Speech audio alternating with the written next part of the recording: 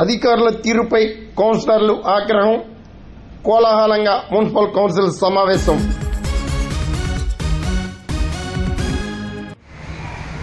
కాకినాడ జిల్లా Samarlakota municipal council సమావేశం municipal chairperson Gangireddy Aruna Krishnamurthy అధ్యక్షతన మేనేజర్ కనకరాజు నిర్వహించారు. శుక్రవారం జరిగిన కౌన్సిల్ సమావేశం రగడగా మారింది. డిఈ శశిధర్, ఏఈ రమేష్ బాబు తీరుపై కౌన్సిలర్లు ఆగ్రహం వ్యక్తం చేశారు. John Moses, Manyu Chandrarao, CPN Suresh తదితరులు పాల్గొన్నారు.